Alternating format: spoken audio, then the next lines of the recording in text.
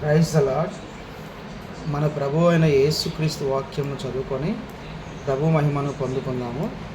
దయచేసి పరిశుద్ధ గ్రంథం తీసి నాతో పాటు వాక్యం చదవండి, శ్రద్ధగా వినండి. కొత్త నిబంధన నుండి తీతుకు రాసిన పత్రిక, తీతుకులో అధ్యాయం 1:16 తీతుకు అధ్యాయం 1:16 దేవుణ్ణి ఎరుగుదుమని వారు చెప్పుకొందురు గాని అసహ్యులను అవిధేయులను ప్రతి సత్కార్యము విషయము భ్రష్టులనై ఉండి తమ క్రియల వలన ఆయనను ఎరుగమన్నట్టున్నారు. మళ్ళీ చూడండి. దేవుణ్ణి ఎరుగుదుమని వారు చెప్పుకొందురు కానీ అసహ్యులను అవిధేయులను ప్రతి సత్కార్యం విషయమై భ్రష్టులనై ఉండి తమ క్రియల వలన ఆయనను ఎరుగమన్నట్టున్నారు. ప్రభు అనే దేవుడు చాలా స్పష్టంగా చెప్తేది ఏంటంటే, ఇప్పుడు మనలో చాలామంది యేసుక్రీస్తును నమ్ముకున్న వాళ్ళందరిలో ఎలా ఉంటారు అంటే, ఎవరైనా సరే వచ్చి మిమ్మల్ని అడిగితే మీ దేవుడు ఎవరు, మీరు ఎవరిని నమ్ముతున్నారు అంటే, మా దేవుడు యేసుక్రీస్తు, ఆయన పరిశుద్ధుడు, ఆయన రక్షకుడు అని చాలా స్పష్టంగా చెప్పేస్తాం. ఆయన మార్గము సత్య మార్గము, ఆయన మార్గం ద్వారానే మనము పరలోకానికి నిత్య జీవానికి మనము చేరుకుంటామని చాలా స్పష్టంగా ఎవరనేది చెప్తాం. అయితే మన నోటితో ఏ విధంగా అయితే ప్రభు గురించి ఎంత గొప్పగా చెప్పామో, కానీ మంచి పని చేయడంలో మాత్రము భ్రష్టులుగా ఉంటారు. ఇలా పైన చెప్తారు, యేసుక్రీస్తు గురించి బాగా పైన చెప్పేవాళ్ళు ఉంటారు, కానీ మంచి పని చేసే టైంలో మాత్రం వాళ్ళకి మనసు ఉండదు. సత్కార్య విషయమే భ్రష్టులనే ఉండి, సత్కార్యం అంటే మంచి పని చేయడం వల్ల వాళ్ళకు అసలు ఏమాత్రం కూడా ఇష్టం ఉండదు. వాళ్ళ హృదయము పూర్తిగా భ్రష్టత్వం పాపంతో నిండి ఉంటుంది. పైన చాలా చెప్తారు మంచిగా యేసు గురించి, కానీ ఆయన మార్గంలో జీవించడం కానీ, ఆయన వాక్యంలో నడవడం కానీ, స్వార్థ పని చేయడం కానీ, నీతిగా జీవించడం కానీ, పరిశుద్ధతలో జీవించడం కానీ వాళ్ళకి ఇష్టం ఉండదు. వాళ్ళు ఎలా ఉంటారంటే, దేవుని దృష్టిలో, ప్రజల దృష్టిలో మాత్రం బాగా చెప్తారు, దేవుని గురించి చెప్తారు. దేవుని దృష్టిలో మాత్రం వీళ్ళు ఎలా ఉంటారంటే అసహ్యులను అవిధేయులను ప్రతి సత్కార్యం విషయమై భ్రష్టులనై ఉండి తమ క్రియల వలన ఆయనను ఎరగమన్నట్టు. నోటితో యేసు గురించి చాలా గొప్పగా చెప్తారు, కానీ వాళ్ళు చేసే పనులు మాత్రము క్రీస్తుకు పూర్తిగా విరోధముగా ఉంటాయి, క్రీస్తుకు నచ్చని విధంగా జీవిస్తూ ఉంటారు. కాబట్టి ఇటువంటి వారి విషయంలో చాలా జాగ్రత్తగా ఉండాలని ప్రభువున దేవుడు ఈ వాక్యం ద్వారా చెప్తున్నారు. ఇప్పుడు మరి ఈ వాక్యంలో మనం కొన్ని ముఖ్యమైన పదాలు చూసి వాటి యొక్క అర్థం తెలుసుకుందాము. ఎలా ఉంటారంట, క్రీస్తును నమ్మిన వారిలో, క్రీస్తు గుంపులో కొంతమంది ఇలా ఉంటారు. ఎలా? దేవుణ్ణి ఎరుగుదుమని వారు చెప్పుకుందరు అంటే, క్రీస్తును నమ్మిన గుంపులో, క్రీస్తు జనంలో కొంతమంది ఉంటారు. ఎలా ఉంటారు వాళ్ళు? వాళ్ళ హృదయం, వాళ్ళ నోరు ఎలా మాట్లాడుతూ ఉంటుంది? ప్రభు అని యేసుక్రీస్తు మాకు తెలుసు, ఆయనే దేవుడు, పరిశుద్ధుడు, రక్షకుడు అని చెప్తుంటారు. కానీ వాళ్ళ క్రియలు ఎలా ఉంటాయంట? క్రియలు అంటే ఇక్కడ అర్థం ఏంటి అంటే, వాళ్ళు చేసే పని కానీ, వాళ్ళు చేసే ఉపాయం కానీ, వాళ్ళ యొక్క ఆలోచనలు కానీ, వాళ్ళ యొక్క చేష్టలు కానీ, వాళ్ళ యొక్క పద్ధతి కానీ, వాళ్ళు నడుచుకునే విధానం కానీ, వాళ్ళు మాట్లాడే మాటలు, ఆలోచనలు పూర్తిగా ఎలా ఉంటాయంటే దేవునికి విరోధమైన జీవితం, విరోధమైన మార్గము ఉంటుంది. నోటితో మాత్రం వాళ్ళు ఒప్పుకోవడం జరిగింది ప్రభువును దేవుడు అని, కానీ పనులతో దేవుని ధిక్కరించడము, దేవుని ఆజ్ఞను అతిక్రమించడంలో ఉంటారు. వారు ఎట్టి పరిస్థితుల్లో మంచి పనులు చేయడం అంటే వాళ్ళకి అసలు ఇష్టం ఉండదు. ఈ విధంగా ఇలాంటి క్రియలు ఉన్న వాళ్ళు దేవుని దృష్టిలో ఎలా ఉంటారు? అసహ్యులు అంటే దేవుని శత్రువులు వాళ్ళు. అవిధేయులు అంటే దేవుని పట్ల ఎంత మాత్రము భయభక్తులు లేకుండా, దేవుడు అంటే వినయం లేనివారు. భ్రష్టులనే ఉండి అంటే దేవుని దృష్టిలో పూర్తిగా చెడిపోయిన వారు, అపవిత్రులని అర్థం, సాతాను సంబంధులని అర్థం, లోక సంబంధులు అర్థం. వీళ్ళు క్రీస్తుకి విరోధంగా జీవిస్తూ ఉంటారు.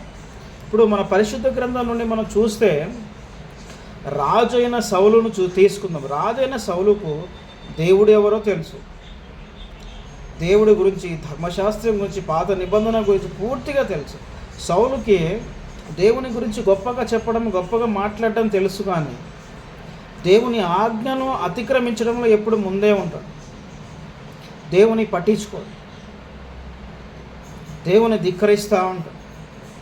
పూర్తిగా ప్రభువుకు వ్యతిరేకంగా జీవించడము రాజైన సౌలు జీవితంలో మనం చూస్తూ ఉంటాం.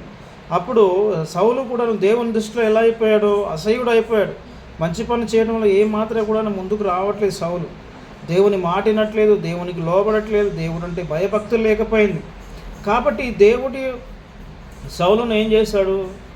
ఆయన భ్రష్టుడైపోయాడు. కాబట్టి భ్రష్టులందరినీ దేవుడు ఏం చేస్తున్నాడు? మరణానికి అప్పగించేశాడు. సౌలు తనతో కుటుంబంతో పాటు అందరూ కూడాను చనిపోవడం జరిగింది. కాబట్టి ఇక్కడ గుర్తుపెట్టుకోవాల్సిన విషయం ఏంటంటే, కొంతమంది దేవుని నమ్ముకున్న వారి గుంపులో కొంతమంది దేవుణ్ణి గొప్పగా చెప్తుంటున్నారు, కానీ వాళ్ళు చేసే పనులు మాత్రము దేవునికి పూర్తిగా ఎలా ఉన్నాయి?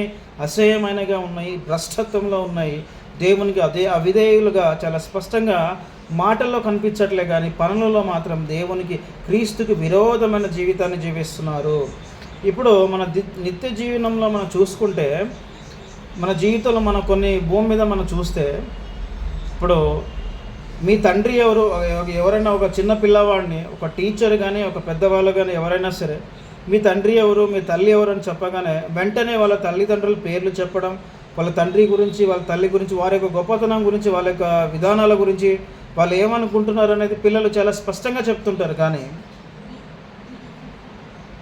తర్వాత మాత్రం ఆ పిల్లలు తల్లిదండ్రుల యొక్క ఆలోచనలను, తల్లిదండ్రుల యొక్క విధానాలు, తల్లిదండ్రుల యొక్క ఆశయాలను వదిలేసి వారి ఇష్టానుసారంగా భ్రష్టత్వంలోను, తల్లిదండ్రులకి అసహ్యులుగాను, తల్లిదండ్రులకు అవిధేయులుగాను, మంచి పనులు చేయమంటే తల్లిదండ్రులకి ఏమాత్రం కూడా ఒప్పుకోనియకుండా తల్లిదండ్రులకు విరోధమైన పనులు చేసే పిల్లలు ఈ భూమి మీద ఎంతోమంది ఉన్నారు. వాళ్ళు కేవలం పిల్లలుగా వారి ఇంట్లో ఉంటారు, కానీ తల్లిదండ్రులకి విరోధంగా జీవిస్తారు. ఎవరైనా తల్లిదండ్రుల గురించి అడిగితే మంచిగా మాట్లాడతారు, కానీ వాళ్ళు చేసే పనులు మాత్రం తల్లిదండ్రులకి విరోధంగా ఉంటాయి. చుట్టుపక్కల చూసే వాళ్ళకు కూడా ఎలా ఉంటాయి? చెప్పేది ఒకటి, చేసేది ఒకటి అనే ఒక మాట వచ్చేస్తాం.